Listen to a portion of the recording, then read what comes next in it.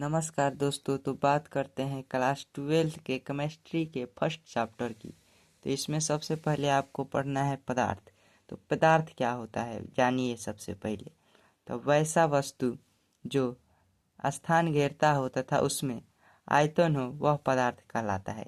कोई सा भी वस्तु जो ले लें, जैसे में ये कलम हो गया, ये कुछ स्थान घेरता है। जैसे में यहाँ पे रखेंगे तो ये कुछ इधर का स्थान घेरेगा और इसमें कुछ आयतन होंगे, तो उसे क्या कहेंगे? तो वो उसे कहेंगे पदार्थ कहेंगे।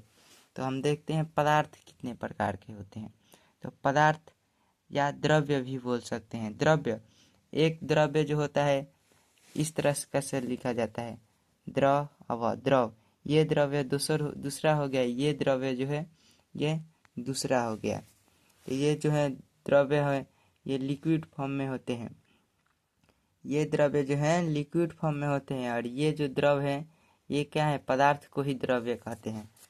अब नीचे देखते हैं इसके प्रकार।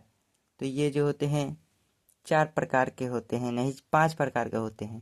पहल का ठोस, दूसरा का द्रव्य, तीसरा का गैस और प्लाज्मा और बस्ट सेंटेंस होते हैं। आगे देखते हैं ठोस की। तो ठोस की परिभाषा देखेंगे तो वैसी वस्तु जिसका आकार और आयतन निश्चित हो वो ठोस कहलाता है। जैसे में ईंटा हो गया, उसका क्या है? आकार भी निश्चित है और आयतन भी निश्चित है, उसे क्या कहेंगे? तो ठोस कहेंगे। और ले सकते हैं जैसे में पत्थर हो गया और क्या हो गया, कुर्सी हो गया, टेबल हो गया, ये सब क्या है? तो ये सब ठोस हैं, इसके आकार है और आयतन क्या है? तो निश्चित है। अब दूसरा बात करते हैं द्रव्य की। तो द्रव्य वैसी वस्तु जिसका आयतन निश्चित तथा आकार अनिश्चित हो उसे द्रव्य कहते हैं। इसका आयतन क्या हो? तो निश्चित है और आकार अनिश्चित है।